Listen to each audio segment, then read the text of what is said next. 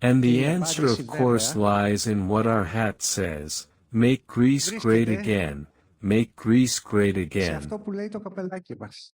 Make Greece great again. Κάντε ξανά μεγάλη την Ελλάδα. At the beginning of the event, we showed a video mocking Alexander the Great, the warrior, the man, who conquered the entire world and spread the light of Hellenism. I think it's time to remember our history. Thank you. Thank you.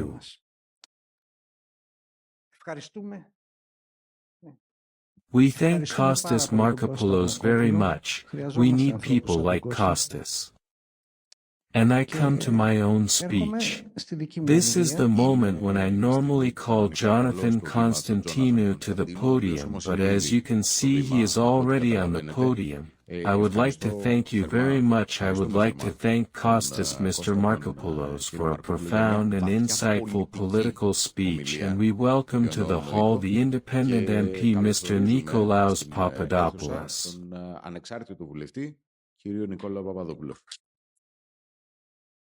At this point I would also like to welcome Konstantinos Vathiotis, a remarkable professor and a light in Greek society and science. I hope that at a future conference we will have you as a speaker. Ελπίζω σε μια επόμενη ημερίδα να έχουμε τη χαρά και την τιμή να σας ακούσουμε, κύριε καθηγητά.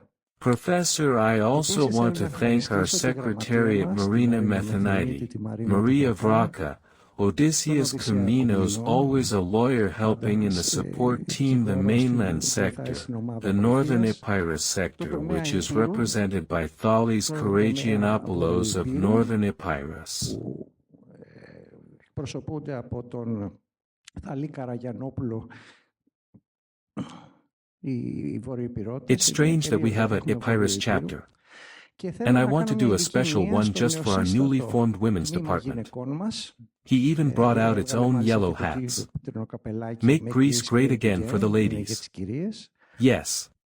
I want to especially thank the youth organization. Without them no conference would take place. These young people are the soul of the party, and they help selflessly by offering work on a daily basis, and they are also working the strategic center EastMed, of which is Kostas the Cypriot here, one of the executives, and he can confirm it. And let's quickly move on to my speech. My speech is essentially the beginnings of today's agenda. Revolutions from the beginning include extreme tendencies that seek to radically change the socio-economic conditions of their societies. However, these tendencies, due to their extremism, often lead back to a so-called normality, as they ultimately fail to change human social models. Examples include Cromwell, the Puritans, and the French Revolution, the Committee of Public Safety led first by Danton, and then Robespierre, which led to restoration after 1794. The October Revolution, where the Chayka under Dzerzhinsky led to Lenin's new economic policy in 1920, another peculiar return to normalcy. And of course we all remember China's Cultural Revolution and its aftermath, a return to normalcy in quotation marks. Thus what we could call the Second Revolution of the United States, which will analyze today, radical elements infiltrated and took control of key sectors of American society from within: education, politics, culture, and media. This phase has only recently been diffused through the deconstructing of deconstruction, embodied in the populist movement behind the renewed Republican Party, which I represent. Του αναδιορθωμένου πλέον Ρεπουμπλικανικού κόμματος των ΗΠΑ που εκπροσωπώ. America was the center of this second global revolution, not of 1776, but the second one beginning with Woodrow Wilson's 14 points, which shaped the post-war world into a unified image of liberal democracy. Διαμόρφωσαν το μεταπολεμικό κόσμο σε μια ενιαία εικόνα φιλελεύθερης δημοκρατίας. This policy was highly globalist. Bush even described it as a new world order during the onset of the Iraq War. While conservatives focused on the USSR and Red China, the heart of the global revolution was Washington. With the Soviet threat reduced to ashes, American hegemony advanced swiftly. Toppled unwilling nations either through bombs or economic pressure when debt and foreign aid no longer worked. The ideological roots of U.S. globalized foreign policy found expression within the Democratic Party, mainly under Obama and later through the handlers of Biden, in essence again Obama. These ideas were influenced by ideological currents stemming from the Trotsky-Stalin split. So our story begins in New York in the year 1917. Trotsky spent 3 short but world-defining months in New York. From January to March 1917, he and his family lived in Bronx. He saw American socialists as divided, just like the European movements he'd seen, and tried to radicalize the dissenters. At the time, the American Socialist Party had reached an impressive level of influence, with presidential candidate Eugene Debs receiving 6% of the popular vote in 1912. Trotsky would always maintain a cadre of supporters in the U.S., and his ideology would adapt and remain highly relevant to leftist movements in the 1940s, 50s, 60s, and beyond. His reform platform, social safety nets, government market and labor regulations, civil liberties, union recognition, and social security was largely adopted and is now central to American life.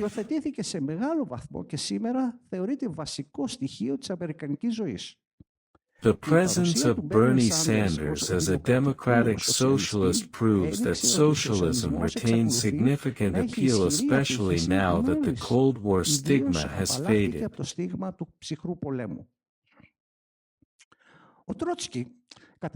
Throughout his life, Trotsky was associated with 2 main theories: permanent revolution and entryism. The latter came when he realized after World War I that national identity were too strong for socialist reforms to overcome popular patriotism.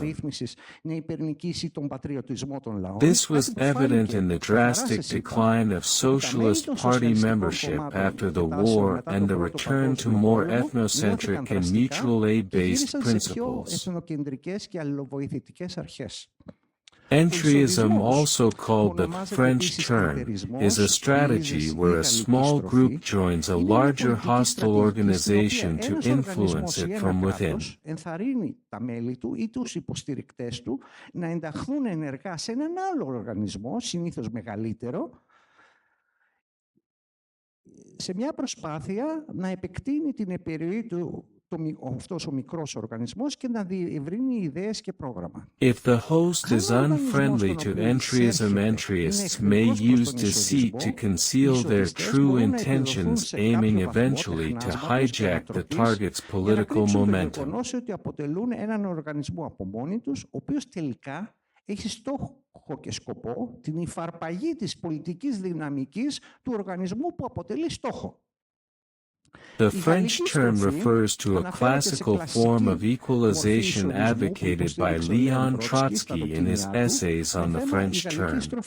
Trotsky's French turn tactic proposed in 1934 encouraged French Trotskyists to dissolve their communist union and youth wing and join more centrist parties. Στο τμήμα νεολαία της και να ενταχθεί σε μεγαλύτερα πιο κεντρώα κόμματα. The tactic can be effective long-term as seen with the militant tendency in the UK Labour Party during the 1950s. Για παράδειγμα, επιχειρήθηκε από την τάση militant στο Ηνωμένο Βασίλειο, τα μέλη της οποίας εργάστηκαν μέσα στο Εργατικό Κόμμα τη δεκαετία του 50 και απέκτησαν τον έλεγχό του. Similarly, in Greece, members of the Rigos Phoreos organization reached high levels even in nominally right-wing parties. Σε ανώτατες βαθμίδες έως και δεξιών κατ' επίφαση κομμάτων. Ας θυμηθούμε, γιατί είναι πολύ σημαντικό, όλο συνοπτικό στο βιογραφικό του Τρότσκι. Born Lev Davidovich Bronstein in Yanovka, Ukraine on November 7, 1879 to Jewish parents, he self-identified as a Russian revolutionary.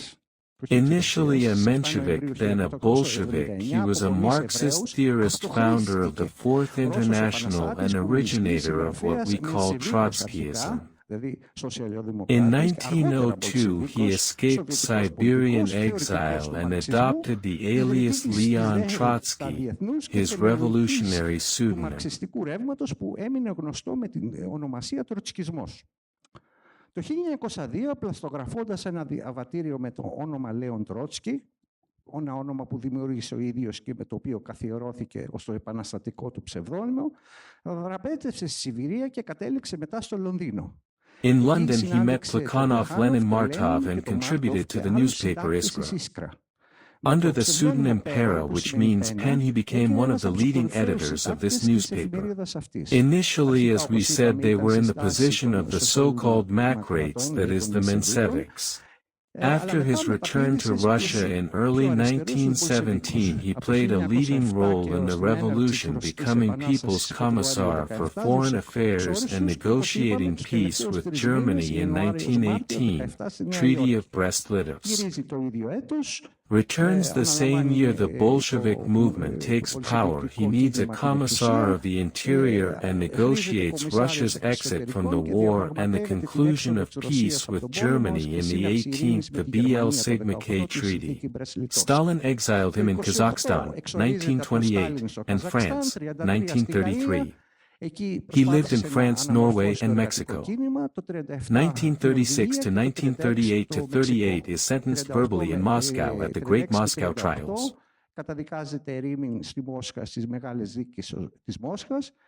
In France as well, in 1938, Trotsky and many of his supporters being exiled from the Soviet Union believed that the Comintern had been lost its cause because of Stalin, and that the Comintern no longer had the capacity to lead the international working class to seize power. Thus they founded the rival Fourth International, which was persecuted by agents of the Soviet secret police. Something not widely known is that in 1939 Trotsky was scheduled to testify before a U.S. congressional committee called the House Un-American Activities Committee in an effort by Roosevelt to weaken the Orthodox Communist Party of the United States. However, at the last moment his testimony was cancelled. In fact, his close friend, the talented painter Diego Rivera, was revealed to be an FBI agent.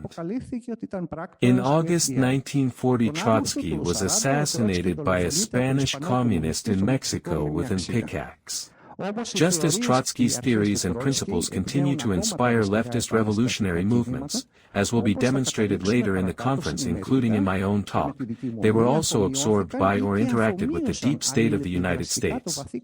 The second person I will mention very briefly, because it will be analyzed by Professor Theologos in a subsequent presentation, is Marcos Garvey, the Jamaican philosopher who in 1923 wrote the book Wake Up Ethiopia, Wake Up Africa.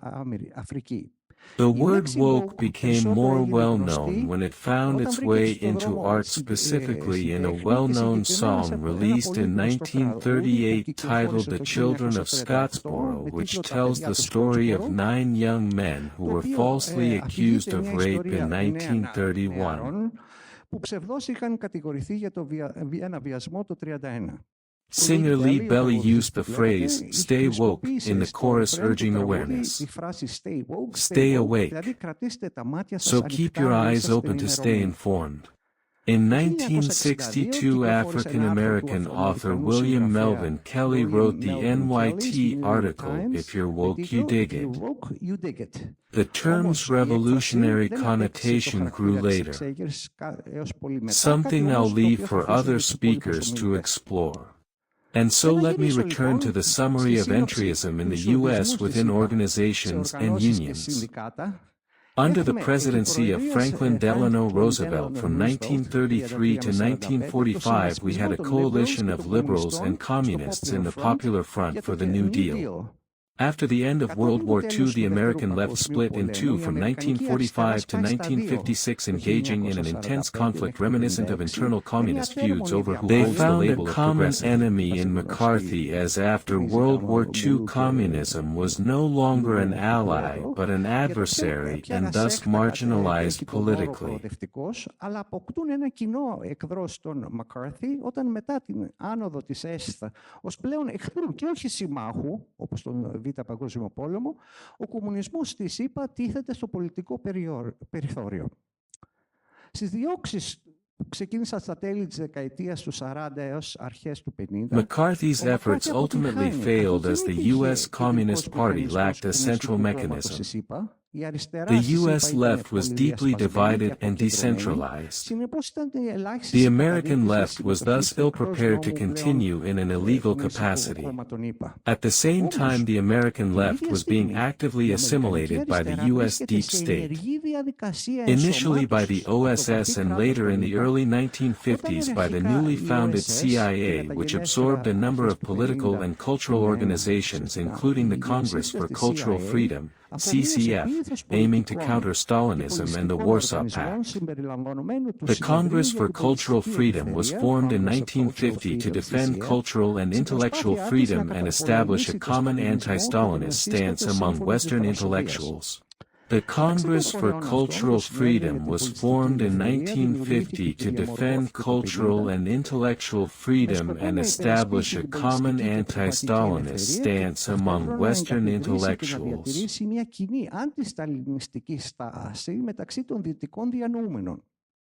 Many Trotskyist left-wing intellectuals joined and participated in the CIA's covert cultural operations knowingly or not. This is explained in the recent book by Professor Ioannis Matzis of the University of Athens titled Geopolitics and Contemporary Art, which I highly recommend. Ο καθηγητής του ΕΚΠΑ, κύριος Ιωάννης Μάζης, και έχει τίτλο «Γεωπολιτική και σύγχρονη τέχνη».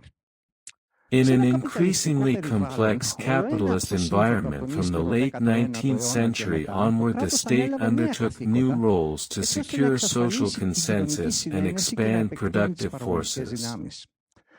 In this process, civil society had to be radically transformed. If traditional intellectuals wished to maintain their influence, they had to change how they worked and take on organizational roles. In doing so, they were absorbed into the capitalist framework and their old role faded. The European Recovery Program, ERP, was advanced with the help of the Marshall Plan's Committee on European Reconstruction in an alliance of business labor and a liberal elite closely linked with a section of the political establishment that supported a strongly internationalist foreign policy. The extreme internationalist foreign policy. Included were figures like Aidan Sun, Alan Dulles, the first CIA director, anchors like Aldrich Altschul, General Electric President Reed, and many trade unionists.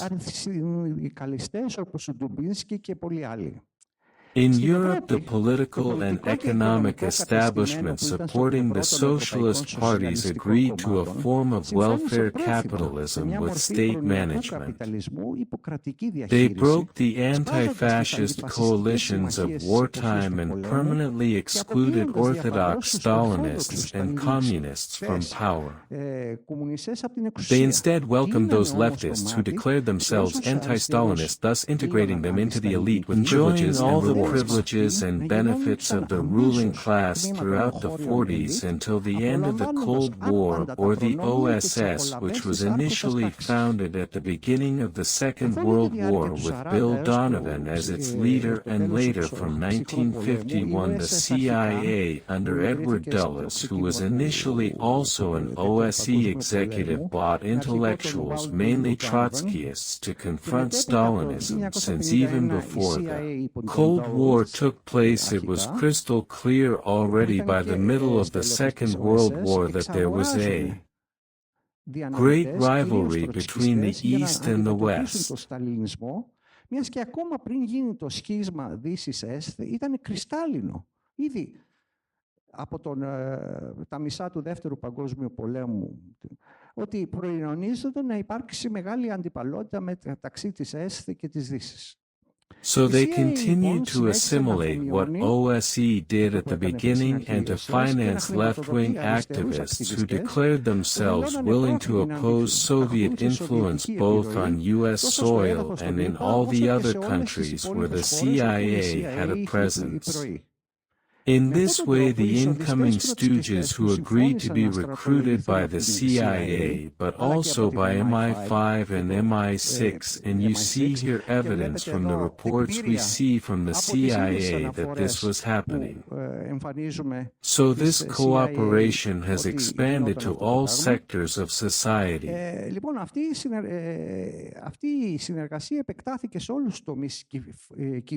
The Trotskyists, instead of being sideshows, became organic elements of the US and NATO struggle against the Stalinist EST and the Warsaw Pact.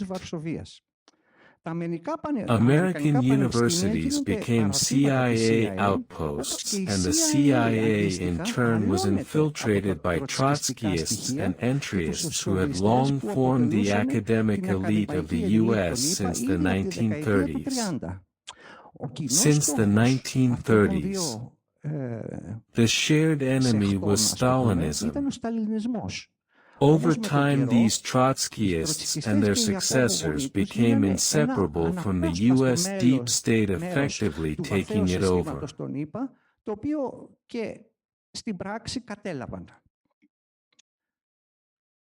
American foreign policy, as stated in a work in a report I read from the Foreign Policy Journal, is basically Trotskyist and can be characterized by its ideological origins of synthetic destruction, continuous struggle, and American or revolutionary commitment.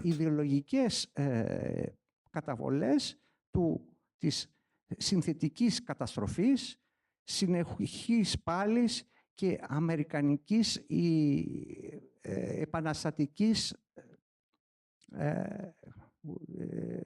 υποχρέωσης. This refers to a report by Peterson which is from 1952. The author of this confidential report has now been declassified. He says, "We have entered a period of continuous struggle." εισέλθει σε μία περίοδο συνεχούς διαπάλης. It is the American century in which we will become richer, more vocal and more powerful. We will provoke unprecedented violence and hatred. There will be no peace and there will be constant wars around the world until we achieve our revolutionary goal. This is what the CIA says in 52. When Khrushchev crushed the Hungarian Revolution in 1956, the American left was already crumbling. The remnants of the old left gave way to the new left, which led to the hippie movements, the Vietnam War protests, and the co-opting of civil rights efforts. The old left became marginalized. The dominance of Trotskyists in the U.S. became a fact. The later phase of the civil rights movement is largely based on the corresponding civil rights movement of 1930s promoted by the Communist Party of America at the time. Levinson, who wrote Martin Luther King's speeches, was a treasurer of the Communist Party of the USA. He founded a fake Christian organization. You can see how the torchbearers worked to infiltrate the civil rights movement and get closer to Martin Luther King, who was a Republican. At the same time in the 1960s, activist movements began in universities led by Saul Alinsky. Alinsky organized leading movements for workers' rights before turning to community organizing in the poor neighborhoods of Chicago. Alinsky's tactics and methods focus on empowering marginalized communities through bottom-up organizing. He believed that real change only comes through conflict and that the ultimate goal is not the resolution of individual problems but the conquest and exercise of power by the minorities themselves. He encourages the use of flexible and aggressive strategies such as pressuring, mocking, and targeting opponents to provoke action and force institutions to make concessions. It is clear that Alinsky's methods are now used by mainstream media against Donald Trump and his supporters. The Clintons and Obama are students of Alinsky. Hillary Clinton wrote her thesis on Alinsky. In fact, she even interviewed him. Barack Obama, who was mentored by communist poet Frank Marshall Davis in Hawaii, as well as Chicago journalist Vernon Jarrett and Billers of the Weather Underground, worked as a community organizer in Saucika from 1985 to 1988. He was trained in organizations based on the Alinsky model through the Developing Communities Project, an experience that he described as the best education he ever had. He was then recruited by the Gamaliel Foundation organization, a Chicago-based NGO whose members were all Alinsky disciples. John McKnight, a Gamaliel board member, wrote a recommendation to help Obama get into Harvard Law School. Harvard, you know, where the reigns supreme. Michael Kruglich, Gamaliel's co-founder, called Obama his best student and natural leader and an undisputed master of political agitation. To use his exact words, especially the so-called squad in Congress highlights how the Democratic Socialists of America, DSA, a purely Trotskyist entryist movement, transformed from a fringe group into a massive political force. Σε μια τεράστια πολιτική δύναμη και έχει καταστήσει, μέχρι και ο κύριος Τασούλας προσκύνησε την κυρία Ιλάν Ομάρ προχθές, σε μια τεράστια σοσιαλιστική οργάνωση που περιέχει Ιλάν Ομάρ, Μπόμαν, Κόρι Μπούς, Κορτέζ, Ρασίλ Λαΐμπ, την ψευτοπαλαιστίνια, είναι αυτά τα πιο προβεβλημένα μέλη της. Μαζί με τον Μπέρνι Σάντερς είναι πλήρως ενσωματωμένοι και αφομοιωμένοι στο Δημοκρατικό Κόμμα των ΗΠΑ, του οποίου αποτελούν την αριστερή τάση. Even the president of Greece, Taslas, recently met with Congresswoman Ilhan Omar. The question that arises is, did the Democratic Party assimilate them or did they assimilate the Democratic Party? This group promotes DEI, diversity, equity, inclusion, and ESG with the greatest passion. My good friend George Adelise will explain the ESG DEI agenda in companies. In Greece, there are many domestic admirers both within the left but also across the entire spectrum of the political establishment, even within the current government's inner circle. Because as Trotsky had said, when the Red Army of the Socialists reaches critical mass, then it will capture the castle from within. The crucial question is always when internal dominance has been achieved, especially when it is frequently proven that the Trotskyist tendencies rushed to act and failed precisely because they had not achieved this necessary critical mass. It seems the U.S. Democratic Party moved too quickly, believing that under Obama critical mass had already been achieved, thus advancing the extremes of the woke cancel culture. Στο μέγιστο την ακρότητα της woke ή cancel culture. But American and Western societies weren't ready to accept such an attack on their identity. Just as in World War I, as Trotsky himself lamented, national patriotic movements overwhelmed the internationalists. Τα εθνικά πατριωτικά κινήματα σάρωσαν τους οποιοσδήποτε διεθνιστές. Τώρα, now as we speak, we are in a historic phase of returning to normality, that is social stability and cohesion. But the case is not over yet, since perhaps the technologies that circulate mainly in the hands of oligarchs and who all support the Democratic Party and their branches abroad as well as here will likely try to influence the course of history, but we will leave that for a future conference.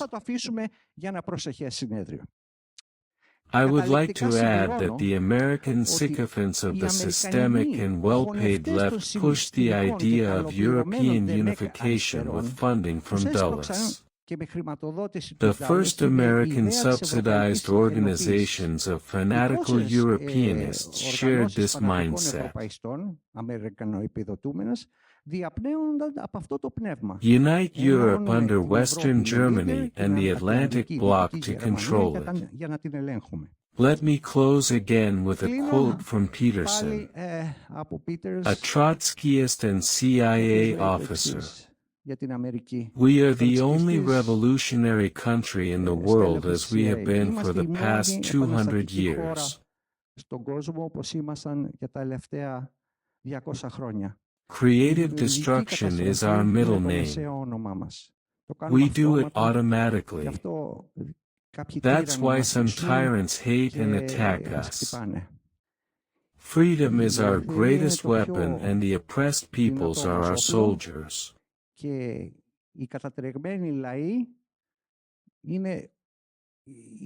Our goal is to take over the planet. Thank you. The speech and related matters will be posted.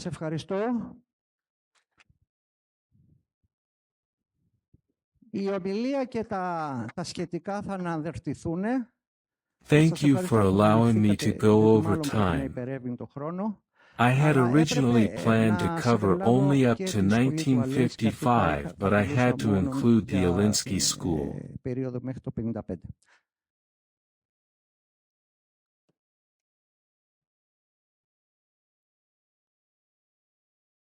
Thank you very πολύ τον πρόεδρο του ελληνικού τμήματος του Αμερικανικού Ρεπουμπλικανικού Κόμματος.